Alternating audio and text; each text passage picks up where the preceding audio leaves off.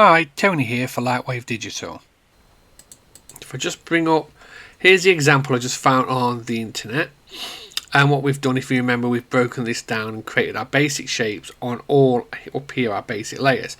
So next what we need to do is we need to take this through to layout, which is the second part of Lightwave software, where we're going to texture it, light it, and render it, and go through a few tricks on there. Okay, so before we do that, if we just look at our layers here, here's all our layers, and then if you remember under scene editor, under surface editor is all the different surfaces. So what we're going to do is, before I go through, I'm going to go in a new layer here, look, put everything else in the background, and in the top view, just zoom out. I'm just going to use, let's say, a disc and draw out a flat disc. So what this is just me saying this is going to be my ground layer. So it's got something to sit on, otherwise it'll be floating. And I'm not extruding it, I'm just bringing it down and placing it roughly. If you look down here, look, so it's touching the wheels like so. Okay, then we'll double click the layer, call it ground, and then we'll also go down to the bottom, set surface, and we'll also call this ground. So now we've got its own layer and its name, and we've got its own surface. So we've done that. Now if I turn all my layers on, now depending on what you was going to do with this train, so currently I'm just using it for a flat render, but if you was going to animate it, the wheels would be on its own layer ideally, because you'd want to animate them separately. And what you would also do is you'd move what's called the pivot point. Now the pivot point is the rotational point of each object. So to see it, if I just go through and show you, look, if I go onto the base, go to layer, and then over here, look, it says pivot point. If I click it, it shows you the rotational point. So in layout, that's where the rotation and move point is going to be for this object. I could move it and say I want it to be here, so that would be the rotational point, but I just want it to be in the center of the object, and you can just click center so it's in there. Okay, and each one of these would have its own rotational part if you need them to animate. Now currently all the rotational pivot points are set to the center of the grid. So if I go to pivot, look, that's where they are. So that's where the move and rotate is going to be for that bit. So if you want them to be different, and this is just something I do, you might go and just click center pivot, and then you've got them all in the center of everything you need. You've got to remember with the chimney, where is it? So with the wheels, the center point is in the middle, because they're all on one layer. And then with the chimneys, because there's two, that's in the middle of them. So you just got to remember that. So that's a pivot point. So that depends on when you're going to start animating and stuff. And remember, all these objects are separate. You could select them all, copy them all, go to File New, and paste them all on a new document. So you've got your original and use the original. But for this case, of this example, we're just going to stay where we are. I'm just going to press S on my keyboard to save, and then at the top corner here, look, you'll see a little drop down arrow. You click it and you go to the bottom and it says send the objects to layout. So click that. This will open layout and it will send all the objects through like so. Okay, and when you come through to here, what you've got basically is, and this is again, it might come through as one large window, or it might come through as 4 windows. So under edit here on the left, go to display options, and it says viewport layout. And then you can choose how you want to view it. Now this is how I always work. I have a large perspective view, a small camera view, and then a right and either a front or a top view like so, and I could set it to default. Now other things that you need to do in here, so when you come through as well, so while you're on this preferences, you can choose which one you want. Where it says CS for the colours, what we want to do is we want to make sure you're on sRGB, so we're getting the right colour scheme throughout our render. Okay, so make sure that's right like that. dead. And then you've got other stuff in here that you can play around with for your OpenGL, so how it's going to look in here and stuff. So you could say, oh, I want my reflections on, specularities, normal map, and so on and so forth. And again, then you've got general stuff as well. But for the time being, we can leave everything the way it is. I mean, here, this is important, 30 frames a second. So your animation with your timeline at the bottom, look, is 30 frames a second. But we're not doing an animation, we're just doing renders for the time being. So what we've got is a perspective view, same as basically in Modeler. This is for viewing and selecting. That's all I use it for, mostly anyway. Okay, you also have two lights. So at the bottom, look here, let's have a look at this area. You've got your timeline for animating. You've then, when you're on objects here, you have a list of all the objects, and when you go through them and select them, it goes to that object, look. Now at the very end of this, if you follow it along, there's a little tiny icon that it brings up, and then you've got a quicker way to select all the bits if you want as well, like so. Okay, for the objects. And then when as you go on, if you were doing bones for riggings, you'll have, when you go on to bones, it'll list them. Lights will list any lights, and you've by default in Lightwave 2020 you have two lights which we'll look at, and then you've got a camera, and then each one, no matter what you go on, has its own properties. Look, for the object, for the lights properties, and for the camera properties, like so. And we'll go through briefly these as well. So the first thing we'll do is we're looking at camera view here, and you can change these views and the way you view it. The actual train looks fairly far away, which is okay. All we would do is, while we're on the camera, look, and you get these little arms now, is as you move the arms, you can see in the camera view it's moving, and it's the same with the green, and each one of these blue, green and red down in this left hand corner are linked numerically to where the positions are in the scene, so you can numerically move it as well if you want, or animate it. So what I'm going to do is, let's just find a position by moving it up. Let's move it to the side a little bit. Let's move it in. Now over here under modify, you've got your move and you've got your rotate. Now when you click on rotate, you get these little handles which you can rotate, look, up and down and so on. Or you can click directly in your camera view as if you're holding the camera, and you can move it to where you want. Okay, and so what I'm doing is I'm just using the move and rotate, and in these different views, top view, side view and so on, I'm moving the actual camera about to a position that I'm thinking I'm happy with. Okay, so let's say you're happy with that view. Where it says texture shade solid, or whatever it's going to say, there's an option that says VPR, so viewport render. When you click that, this gives you a quick rough update of what it looks like so far. Okay, that's with your basic two lights, the cameras we're using and the textures we've got on, and you can keep that on all the time if you wish, like so. So if we zoom in here, let's have a look. So we've got two lights, so we'll go on the lights, we'll go on to the properties.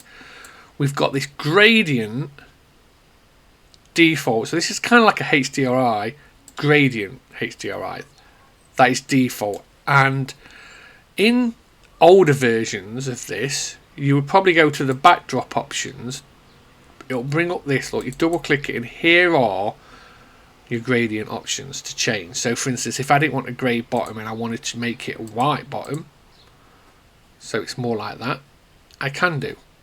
And you can play around with the actual sky squeeze and ground squeeze. That's the points between the sky and the ground. Okay, and you don't have to use it, you can just turn it off if you want, have it black, or you can even change it to different colours, it's up to you. But that's that one. And the light intensity is 100%. So I usually leave it at 100%, but if you wanted to, you could say, okay, I only want it to be 50%, or you can have it to 150%. It's up to you, but we'll leave it for 100% for the time being and see how we get on. And then you've got what it affects. So it's affecting the diffuse, the specularity, and the OpenGL. So I can say I don't want it to affect the diffuse, which is how the light scatters around the actual object, and then specular is the kind of shiny bits and stuff. Okay, and so on and so forth. And there's lots of other options, but we'll not bombard you with too much at the minute, okay? But so for the currently, I'm going to leave the environment light the way it is. And again, in my next tutorial, what we'll do is look at how you create and add a basic HDMI maybe to it. So at the top where it says current light is environment light, you can give it a rename if you want. And then we've got a distant light. So this is kind of like, well, it's your sunlight basically. And if we find it in the actual scene here, like see, no matter where I place it, nothing happens because it works on rotation. So if I switch to rotation now and start rotating, you can see the shadow appearing, and you can decide where that shadow goes and what happens. Now in the settings here, you've got the colour, so I could say I want it to be like a horrible red colour on it, but let's leave it to a warm yellow maybe. The strength, how strong it is, like so. You can decide on that. Again, how it affects everything. And at the bottom you've got the samples. So this is just quality. So if you find in your renders are a bit grainy and stuff, you could start putting more samples in, and this will start getting rid of the grain. The angle, so the angle is basically, as you increase this, it's how feathered or soft you want the actual edge of your actual shadow. So if I was to put, say, 20, you'll see here now how it's feathered and softened the shadow all the way around, like so. Okay, or if you put in, say, 10, it's a bit stronger but feathered still. So that's a very basics of it, and again you can move it around and so on and so forth. So we'll leave those lights where we are for the time being, because what I want to do is concentrate on just adding our textures. So let's bring up the actual surface. So like before in model that I've shown you about, in the top corners here, look, you've got maximize, minimize, zoom in and out, rotation. Remember, any rotation works in the actual it'll only work with your camera in here, or it'll work in here. You've got side to side, up and down, and then you've got center. This bit here, center. So if I was to click on this top bit and click center, it centers the actual position of the object. So if I click on this one, and if I leave it on, look, no matter where I click, it jumps to that. So it's a quick way of centering not the object in the scene, but the actual positioning of it, what you're viewing. You've got a quick way here of saving a flat render. Your little cog here, if you got a slower computer, you can tell it to be draft mode, you can tell it to be half resolution, and what it'll do, it'll speed up, but it might not look as good.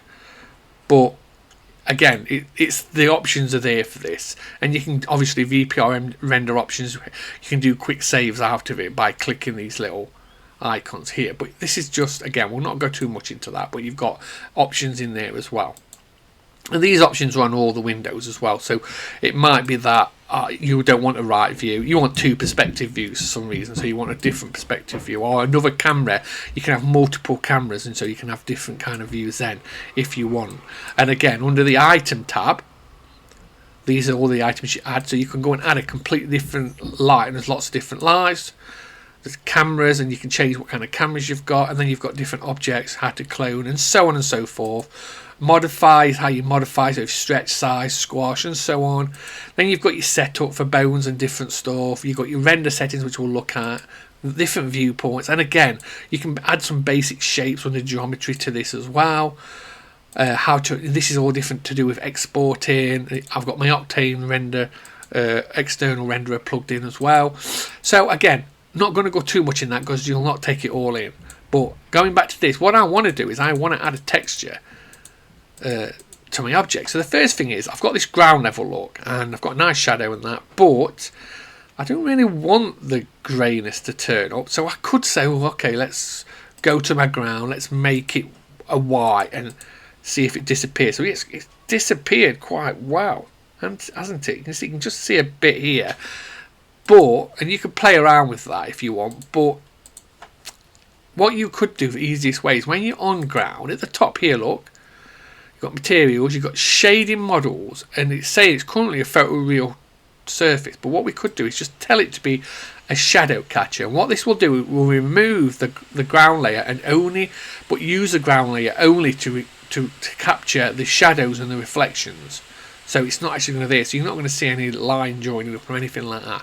So that's a good way to get rid of it and just use it as to fake your shadows and reflections. And you can again come in here and make the shadows make the reflections stronger, if you see, look, or you can spread them out by using roughness, by scattering the reflections.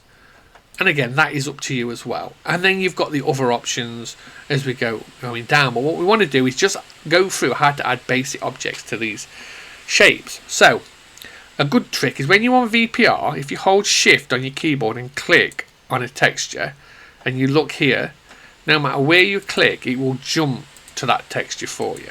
So let's jump and do the engine first. So when we're on the engine, first thing we're going to do is we're just going to double click the texture. What that does, it brings up what's called the node editor, and everyone gets scared. Now, with the node editor, make sure you've clicked this little arrow here so we can see what we're doing. And all we're going to do is plug a texture into the actual principal base main texture we're using. Excuse me. So to do that, at the top where it says add node, 2D texture at the very top, and go across and down to image. Then it will bring this up. So what we're going to do is we're going to tell it we're going to use this image here to plug into this. So the first thing we'll do, let's go over here, look, go on the image editor, and we've got no images, so let's load some in. So we're going to click load, and obviously my content directory is set up. So these are the 3 images I've just got off of Google, and I'm going to select them all, open them up, and bring them in like so. Now, if you remember before, we actually set the color space up to sRGB. So if you're using these kind of textures, JPEGs or whatever you're using, and they're the main texture, what you need to do where it says color space here is make sure they're just on the sRGB. If you're using down the line, we'll do like stuff like roughness maps, spherical maps, and normal maps. Then they're going to be they're not going to actually be sRGB. They're going to be linear because it's data they're storing that's going to affect it. So anyway, I've added the image to this, and you can delete them, remove and replace them. You can even come in edit, look, and play around with them, and you've got some basic editing stuff if you want to, and so forth. So anyway, let's shut that down. We've got that set up. So let's click on this, and then on the right hand side we've got this, and at the top we've got background color. It don't matter because we're not showing the background color. We just want an image. So the image for the engine is the actual blue. So we'll change it to blue. Nothing's happening because we need to plug the color into the color. So we grab it and we just pull it in like so, and then what it does, it adds it. Now it doesn't look amazing at first, so what we need to do is decide what we're going to do with it. Now we're just using what's called basic planar, so it's like projecting it around the best it can on this object.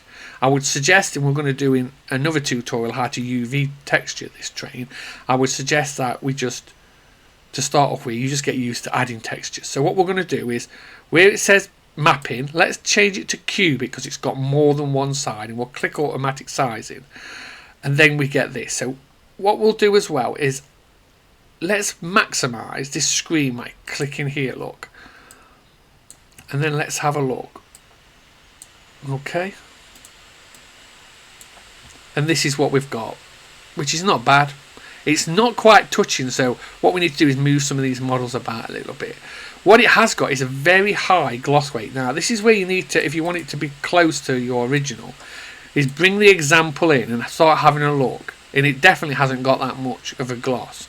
So what this means is the spec of it is too high, so we could turn it down, but also if we turn the roughness up, it'll start to scatter that line. And again, it's a matter of, we're not going to get it spot on because I can't, in my render I just about did, but there might be more than two lights in this, but what we're going to do is just have a look and get it roughly to understand how you use it. So again, it's not bad. I could turn it down a bit, maybe turn this one up a bit, but then I'm thinking, well, that's too much, isn't it? So it's a matter of playing around and blending these settings in. Okay, the other thing is, because the texture I've got, it isn't a seamless texture. So what that means, it doesn't join up side to side. So what I'm going to say is over here, look, where it says for the UV, and even though I'm not UVing, I'm going to tell it to mirror both the U and the V. So what it'll do is when the actual texture meets again to carry on fulfilling and filling up this object, it will rotate it in the best position it can to try and make it join up. Okay, so with this, all we've got is basic texture plugged into the colour. I've mirrored it to try and make it fit, and I've cubed it and automatic size it so it's stretched around there. You can start playing around with these and dragging them, look, and it will move this textures about if you want, but automatic sizing should be fine. Now if you've got a fast or slow, let's say you've got a slower computer and you wanted to speed up this VPR, go to your camera properties. Let's just shut this down. Let's put in, say, 4 to reduce the samples, and let's put 0.1 in the threshold. So the threshold's more is kind of the error of how much of an error it could have. So 0.1, I suppose you could say it's 99.9% or something daft like that. So I could say, and it's speeded up a bit, and it don't look bad. So I'm going to leave it like that. So what we've got is our first texture done. Now I want this texture here to also go on here because it's the same texture.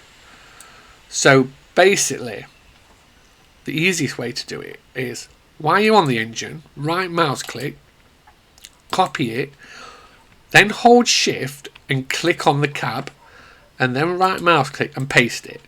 So it's going to paste exactly the same texture onto here. However, the only difference is it's using the geometry and the positioning of this one. So, and to be honest, if you look at it and you think, well, actually it looks okay, I don't want to do anything to it, leave it then. But you could double click to go through to it, click on the texture, and then you could re-click automatic sizing. So it automatically sizes to what this is.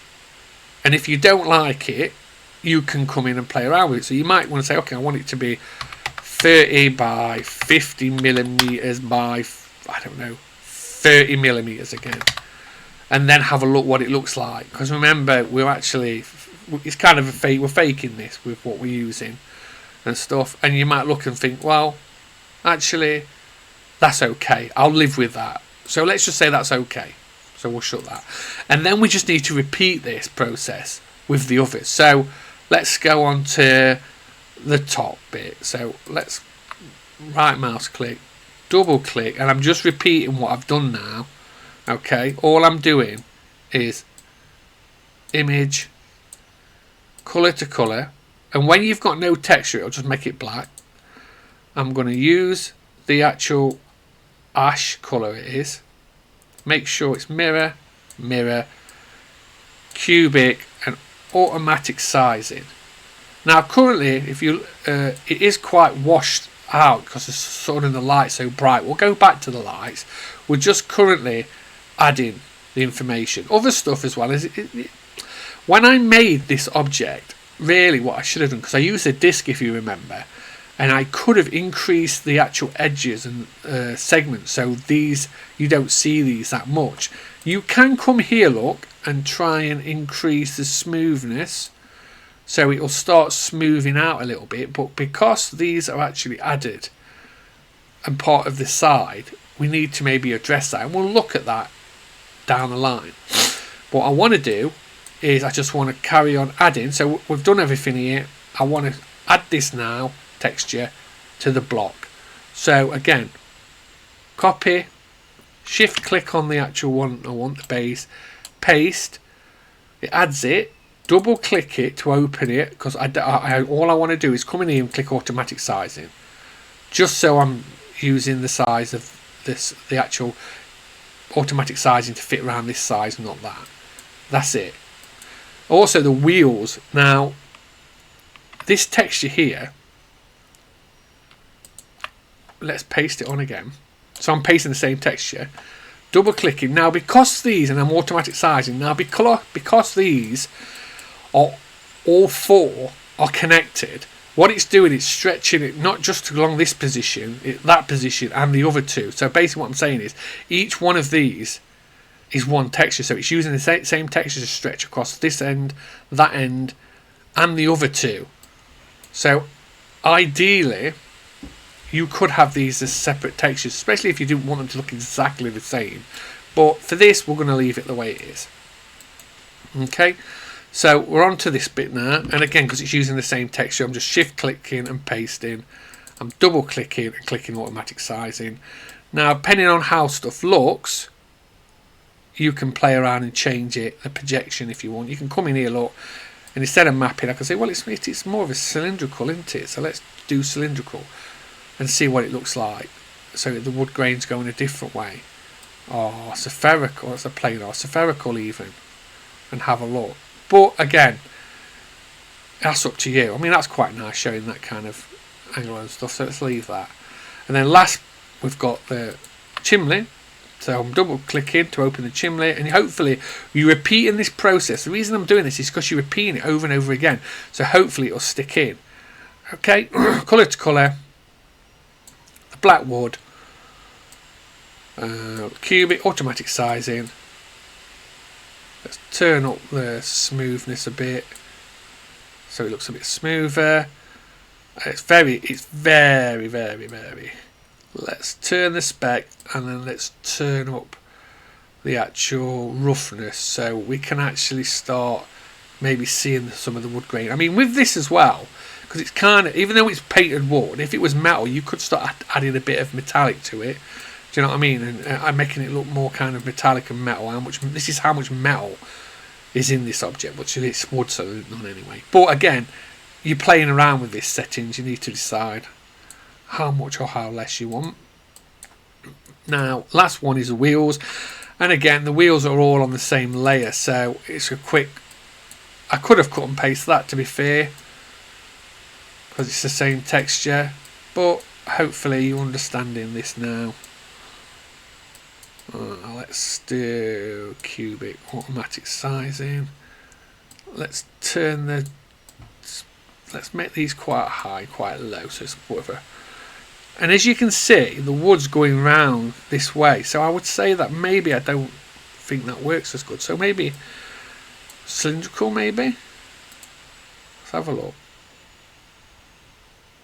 No, I don't think I like that. Might have to stick with, yeah, I think we're just going to stick with cubic. But like I said, if I was doing this as a, let's say more of as an experienced designer, everything would be UV. It's a lot bit better, but we'll kind of leave that. But with this one, let's give it some shine. I believe if we just find the actual original image, where is it now?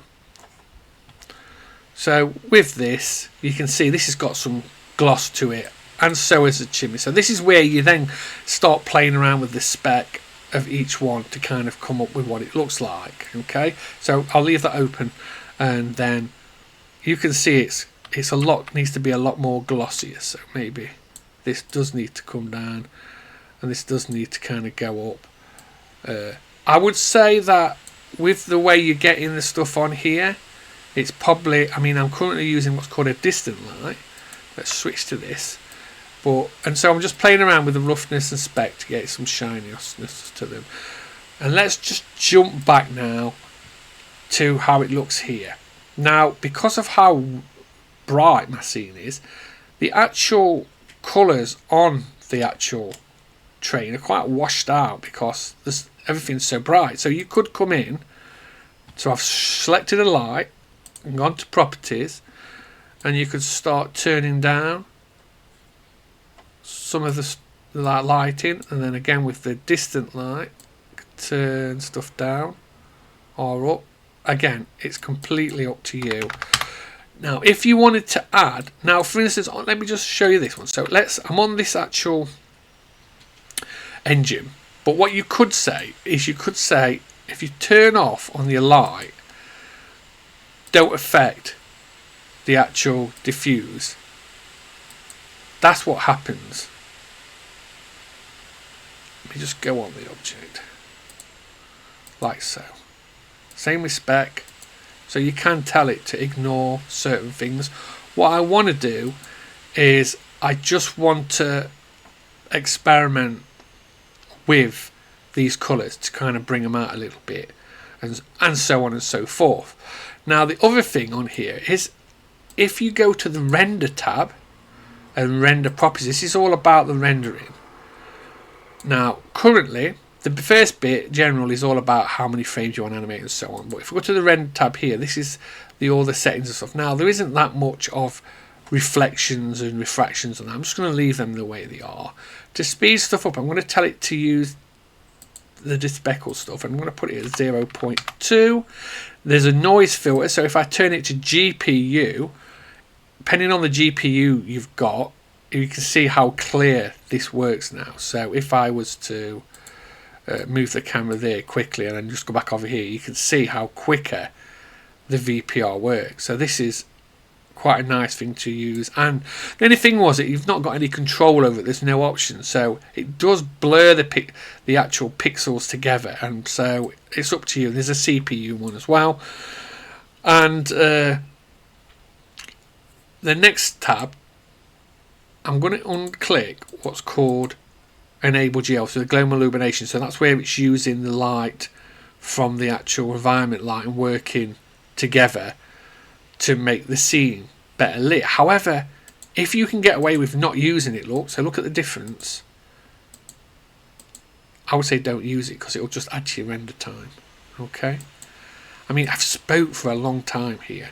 One more thing I'll do is, remember, if I look at this shadow is completely underneath the train.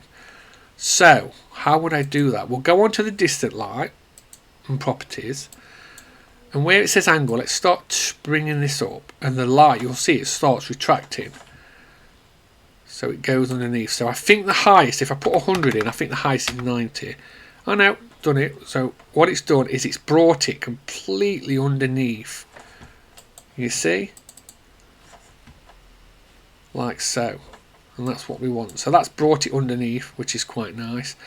The colours aren't right, but to be honest, I got these in these textures off the internet, so they're not exactly right anyway. However, if you shift click on them, the actual engine colour, and we've got the colour and everything, you could go, like I said before, go to the image option.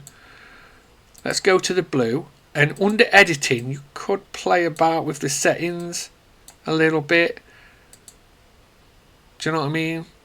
So saturate, add a bit more colour to them. They're not the same. It's not the same colour blue, so you're not going to get it exactly the same anyway. But you could play around with this if you wanted to. This is just a quick fix option if you wanted. I mean, with this, if you've got you could just go through and change the actual colour of the train completely if you wanted by using the hue. So you don't even have to have it the same colour and that. And if you decide, oh, I don't like any of this, just click default, and it'll bring it back to the default kind of colour and stuff. So as you can see, with the train and with this, I need to play around with a bit more with the actual glossiness to get it right. You could go into Photoshop with the original texture and change it to fit this, and then it's a matter to get it right. It's a matter of playing around with your lights and your textures to make them work together. So the other thing you could do is, I mentioned you could have an area light. So if you go to item, lights, area, give it a name. I'm just going to leave it. Press OK. You get this. Okay. So let's, first thing, I don't want it like that. I want it to be smaller. So I'm going to the modify small. I'm going to bring it down. Bring it down, bring it down, bring it down. And then I'm going to place it. Now, you'll notice in the side view here, it's got an arrow. The arrow is the way the light is pointing. You can see where it's pointing because it's like bleached everything out. So let's say I've got I'm going to shrink this down because I want it to be like a light strip like that. Let's say it's that. And then I'm going to rotate, and I'm going to do something like that. And then let's put it to something like low, like 0.2. Like so. still kind of washed out a little bit, but what we could do is work with the other lights to kind of start reducing stuff down, and again playing around with stuff to kind of make it look the way you want to. So at this stage, what I would say is it's a matter of playing around with the actual colours, the lights. So I've got 3 lights here. I don't need any more. That's more than enough. If you wanted to like turn off, like you could turn off certain stuff like so. So now we've turned off everything to do with the distant light, the shadows coming from the actual area light. But we could say to the area light, okay, I don't want you to affect the diffuser, or I don't want you to affect the actual specular. But I do like the specular because you're getting this little line here coming up and stuff. But yeah, I think at this stage, again with the others, I'm shift clicking through. It's a matter of playing around with the roughness and spec and some of the other settings to maybe bring this colour through, so you've got it showing again with the actual roof. Now with the roof, what I would have done is I would have probably preferred it to be a bit smoother. So what I would do is I would take this back through to Modeler to make some changes. Now once I'm at a position where I'm happy, you need to go to File, Save, and Save All. So it's going to say, are you sure you want to save the object? Yeah, so it's saving the object and it's updating it in Modeler. Then it's going through to, it should go through to the scenes actually. I need to put an S on that. And then I'm going to call it Train, and I'm going to call it this one Test. So now when I press Test, it's basically saved the scene and the model. So now if I press Modeler at the top corner, it brings everything back, look, to where I was. Whoops. And it's textured, but obviously it's in Modeler, so you kind of got your Modeler kind of view. Now, as I was saying, the roof, sorry, could do with being a bit smaller. A bit smoother. So what you could do is you could try going to rounder. Let's have a look what if this does anything. Let's see, it's trying to round them edges and stuff. Let's just leave the default. And I'm going to press S on my keyboard to save it. And then I'm just going to click between. Never go back up here and send the object again. If you do that, it's going to send everything again. All you need to do is press S and switch between them. And you'll notice here now that smoothness has been added. Okay? So you could set up your rendering away, but in the meantime, you jump back to model and carry on working. So, I have spoke for quite a long time.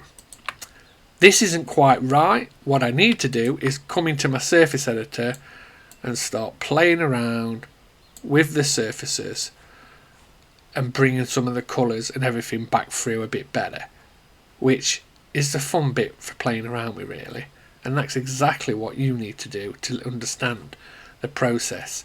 Once you've done this, my suggestion is find another toy, little car, and see if you can do it again yourself.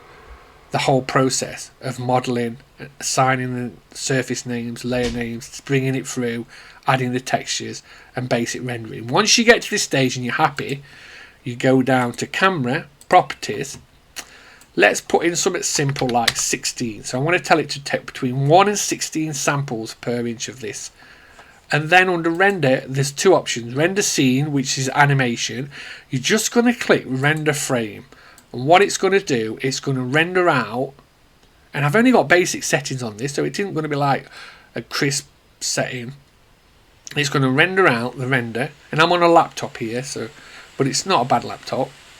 And so it's rendering out. It's going to take about, what, 20 odd seconds maybe. There we go.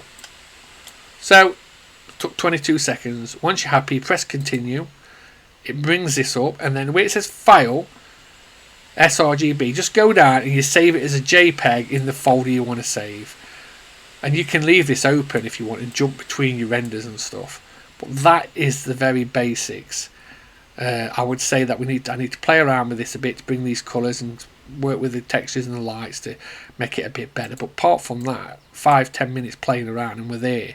Okay, have a go, see how you go on, and then once you get this, I'm going to do more tutorials carrying on with this. We're going to do a UV, how to UV it all, and I might use some worn out, more rugged textures on it. We'll see, but practice makes perfect. Yeah. Thanks for listening.